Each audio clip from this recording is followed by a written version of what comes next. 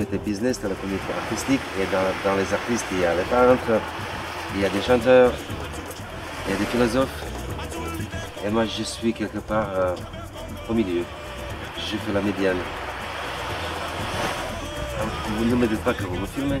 Ah mais absolument. Je suis bègue de naissance, alors si je bégaye pas, c'est que je suis arrêté. Si je bégaye, on s'arrête, d'accord? D'accord. Voilà, très bien. Alors, avec un punch, ça sera beaucoup mieux. On fait la pause, je prends le punch, et là, vous allez voir. Donc l'exposition a pour thème le déséquilibre. Le déséquilibre, hein? Oui. Qu'est-ce que tu as pensé des œuvres au regard de ce thème? Qu'est-ce qu'elles ont évoqué chez toi? Ah, les œuvres elles-mêmes, pour tout te dire, elles avaient pour moi beaucoup moins d'intérêt que les personnalités. Le déséquilibre, il se situe surtout dans la malcompréhension des problèmes de l'autre. Il y avait des déséquilibres de l'autre, tout en étant dans la même communauté. Donc les gens s'attendaient à trouver des gens, les égaux, donc de la compassion, mais c'était tout contraire. Tout en étant entre des semblables, ils ont découvert la plus profonde différence. Et tu as ressenti ça entre les artistes eux-mêmes? Entre les artistes eux-mêmes et entre des œuvres. Maintenant, on va aller plus loin. Au niveau des œuvres, il y avait quand même un côté profondément historique. Il y avait des œuvres vraiment voodoo, quelque chose de... Tu parles du travail d'Ernest Doux. Voilà. Donc très intéressant, bien évidemment. À l'autre côté, des œuvres vraiment de l'art contemporain qui n'ont pratiquement aucun rapport avec l'histoire. Sauf quand on se penche bien dedans, on y voit ce train de communion. Mais des œuvres, ça m'intéresse, à vrai vous dire, beaucoup moins que des gens. Et je pense que leurs œuvres vont évoluer suite à cette manifestation. Fatalement, ils vont s'influencer, non seulement dans leur discours, mais dans leurs œuvres aussi. À mon avis, il y aura des évolutions dans les années à suivre. Alors, s'agissant du travail de Ernest, en réalité, il n'est pas du tout axé sur le vaudou, mais sur les trois religions. J'avais hier un guide, mais je lui ai dit, tu te tais, tu me dis rien parce que je vais rester ignare, je vais avoir mon impression moi, avec ma petite culture artistique qui est toute petite. Hein. Je lui ai dit, tu me dis rien parce que tu me donnes trop d'indices, donc du coup, c'est plus, parce que l'art, il faut le voir tel qu'il est. Plus il est expliqué, moins on le sent, moins il y a de sentiments. Très bien, donc, je comprends cette position. Voilà, donc là, celui que j'ai senti, il y avait des choses qui m'ont choqué. C'était notamment des autoportraits. Alors, j'ai trouvé ça, je ne sais plus le nom, tu te souviens... mais c'était des portraits vraiment défigurés, c'était pratiquement des masques. C'est comme un homme qui voit en lui-même... À quel endroit de l'exposition? Est-ce que c'est quand tu rentres à gauche? Donc c'est le travail vraisemblablement de Jimmy. Voilà. Donc ça m'avait choqué. J'ai eu du mal à regarder cette image parce que j'étais accompagné. Mais en étant seul, je pense que je m'attarderai parce que je verrai on va dire, mon caca à moi. Je verrai mon mauvaise image à moi. Mais c'était un peu choquant. Mais je n'ai pas analysé après parce que j'étais accompagné et quand on est accompagné, on a du mal à faire une introspection. Moi, j'arrive à trouver des mots difficilement, mais j'arrive. Et est-ce que tu as vu la performance de nos amis de Trinidad? Moi, je ne suis pas toujours prompt à choquer. Ah non, mais là, je ne te choque pas avec mon punch. Ah, pas du tout. Ah non, non, non. Non, mais l'autoportrait, j'ai trouvé ça quand même fort. Mais le problème, c'est que dans cette aventure, quand tu creuses, tu arrives à la douceur. Oui. Légèrement violente du punch. On va voir. Voilà, je te le dis, moi. Comment tu t'appelles? Dushko. Dushko. J'avais 19 ans. J'ai quitté le pays pour une raison qui n'était pas très claire. Mes parents l'ont très mal pris et mon entourage aussi. Claire ou clair? Claire. Pas très clair. Claire. Elle l'a fait de même. Elle rentre dans le pays, pour elle c'est très important parce que c'est son pays natal. Mais elle rentre tout en étant étrangère ici. Donc fatalement, elle a un parcours qui a évolué par la culture anglo-saxonne. Elle a du mal à se trouver d'équerre avec la culture qu'elle avait quittée ici. D'où ce petit clash. Donc elle a du mal à comprendre pourquoi on ne la comprend pas. En gros, c'est ça. Mais concrètement, tu dirais qu'elle revient comment? C'est le déséquilibre. Donc là, j'ai trouvé très parlant le déséquilibre entre la culture Frenchy et la culture anglo-saxonne. Et entre le colonial, le côté moderne, le côté historique, il y a un déséquilibre très profond. Et dans l'œuvre elle-même, j'ai du mal à vous dire... Il y a le chat qui nous fait, Chatounet, qui ça nous fait du bien. Le chat Voilà, participe voilà, de ça, sa- celui de qui sa va peindre création. ça, cette pose-là d'un chat, elle est très... Voilà, donc... mais l'œuvre elle-même, je ne suis pas suffisamment calé en art pour vous dire où est-ce que j'ai trouvé un déséquilibre. À part... Comment ça va? Oh là là, mes clients, ils vont dire... Mes clients vont me dire, il a encore bu, il ne veut pas travailler, il est non productif. Oui, je Alors, vais t'écouter, mais je pose la question à ta place. préciser quelque chose. Pourquoi ça déchaîne les passions? Pourquoi? À mon avis, du fait que vous vous êtes mis dans une configuration d'un cocktail qui est l'art, donc la culture, mais aussi l'argent, le business et tout ça sur un fond de l'internet qui est censé être gratuit. Donc cette contradiction de l'art, du business, à mon avis, c'est ça qui déchaîne beaucoup de passion. Parce qu'il y a des gens qu'il faut qu'ils vivent aussi. Oui, mais là, il n'y a pas tellement d'enjeux. Ah, mais des d'enjeux personnes avec lesquelles j'ai discuté, économiques, des jeux avec lesquels parler. j'ai discuté, c'est pas ça ce qu'il m'avait dit, Elodie. Oui, Elodie. mais j'ai le sentiment que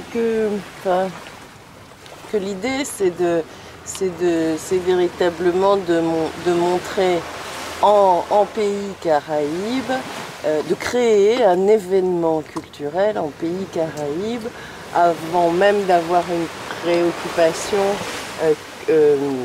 économique. On a eu un exemple concret de déséquilibre lors de cette manifestation, à savoir un conflit entre deux critiques d'art. J'aime bien l'idée de rapprocher ça au terme du déséquilibre. Voilà. Je pense que c'est effectivement... Harvey Mao est pour moi une manifestation qui se doit d'exister, qui est importante et et à qui je souhaite vraiment le plus bel avenir. Le programme n'était pas clairement défini. Alors, il n'était pas clairement défini. La faute à qui? Je l'avoue, aux organisateurs. Et j'en fais partie.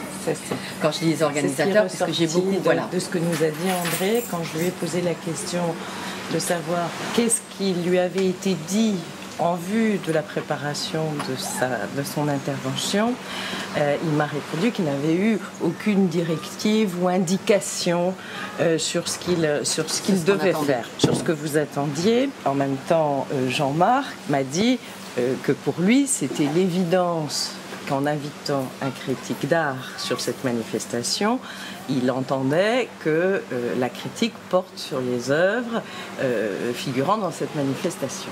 Donc il y a eu sans doute là un manque de communication qui explique peut-être la façon dont les critiques ont travaillé, en l'occurrence. Oui, alors déjà le rappel tout bête, aucune structure capable de former véritablement les artistes. À partir du moment où ils veulent se former, ils sont obligés de partir. Ça c'est le premier constat. Qu'ils aillent en France, autre part en Europe, moi je suis allée en Angleterre ou au Canada, etc. etc.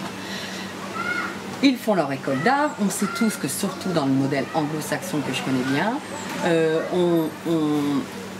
on nous formate, ni plus ni moins, j'ai pas honte de le dire. Alors, je ne sais pas si après on peut parler d'écriture en pays dominé comme l'a dit André Rouillet, mais je pense qu'on peut en parler même à ce niveau-là. Je pense aussi qu'il est important... De manière plus générale de comportement. Oui, voilà. Mais déjà, tout simplement cette dualité marge et centre. De la même façon que nous, de la marge, on serait amené à devoir aller vers le centre pour apprendre certaines choses, histoire de l'art, etc. Je pense qu'il est important pour ce centre de réactualiser, de remettre en question et surtout de réactualiser sa définition. Donc moi, quand j'ai proposé à Jean-Marc la participation d'André Rouillet, je tenais, parce que je connaissais sa souplesse et sa capacité surtout de réflexion, de réadapter ces choses. C'est quelqu'un d'extrêmement ouvert. Et tu avais constaté que sur le site Paris Art, il y avait effectivement une grande ouverture d'esprit, de nombreux échanges, mais qu'il ne s'intéressait pas particulièrement à l'art caribéen. Pas du tout. Et tu y as vu là une opportunité d'inclure voilà, dans la dynamique de recenser un peu tout ce qui se fait en France, cette France d'outre-mer dont on ne parle jamais, quasiment pas. Je voulais vraiment créer une rencontre entre d'un côté un théoricien qui est effectivement français, forcément de conception au niveau de sa pensée française, même s'il critique énormément, hein, on ne l'a peut-être pas senti, mais moi le connaissant bien, je sais qu'il est très critique vis-à-vis de la France et des institutions françaises, etc., etc. Et de l'autre côté, une Guadeloupéenne qui s'est complètement formée dans le milieu anglo-saxon, que je connais très bien, et qui me semblait, via ses Cultural Studies, justement, apporter un complément de ce que M. André Rouillet a apporté. L'idée pour moi, au départ, c'était que peut-être André Rouillet fasse une proposition à Claire Dancons de s'occuper de tout ce terrain caraïbéen au sein de Paria. L'attitude de Claire est contrairement à ce qu'elle pense, pas du tout en opposition avec celle d'André Rouillet, mais tout simplement un complément. Et c'est ça qu'elle n'a, à mon avis, elle n'a pas du tout saisi. Donc, je suis un peu déçue parce que ça a quand même un petit peu divisé la communauté des artistes entre peut-être ceux qui seraient pro-Rouillet et pro-Dancons, mais bon, ça c'est peut-être le propre de tout théoricien quand il ouvre un petit peu le champ vis-à-vis des artistes et qu'il crée sa propre petite écurie, là on le sait tous en France. Et les artistes, à part le souci de la forme, ils n'ont peut-être pas toujours l'accompagnement nécessaire pour essayer d'inscrire leur forme dans un discours, on va dire, bien clarifié. Ils ont des pulsions, ils créent comme ça, ils ont envie de parler de tel thème, etc. Mais ils ne peuvent pas véritablement synthétiser, schématiser, tout comme le fait un critique. Ça me permet de penser à un format qui serait différent, à savoir que Arbemao, même au niveau théorique, pourrait être un lieu d'expérimentation. Ce que là, ni Jean-Marc ni moi-même n'avions prédit. Que même les théoriciens se doivent se remettre en question, de confronter leurs théories et peut-être justement en étant avec les artistes et les autres théoriciens, donc pas tout seul, avancer dans leur propre travail de théoricien. Le saut qualitatif qu'on a fait entre la première session et cette deuxième session va permettre de poser les pierres pour justement les autres sessions d'Arbemao. Et ça va, à mon avis, produire non pas juste une manifestation intéressante pour la Guadeloupe, mais une manifestation d'envergure qui peut être vraiment un vrai modèle nouveau pour toute la Caraïbe. Ce n'est là que parce qu'il y a eu derrière l'impulsion d'un artiste qui sort ses tripes, qui vraiment s'investit forcément, investit avec lui quasiment toute sa famille derrière. Cette impulsion-là, je ne suis pas certaine qu'un commissaire puisse l'avoir. Merci.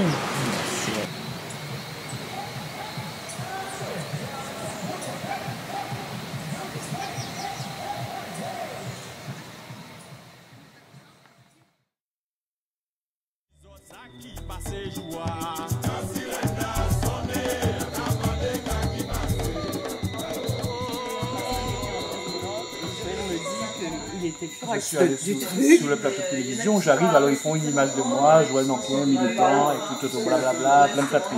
Je dis, écoutez, je ne suis pas venu pour moi ici, je suis là, ici, à la place de M. Hervé Télémaque.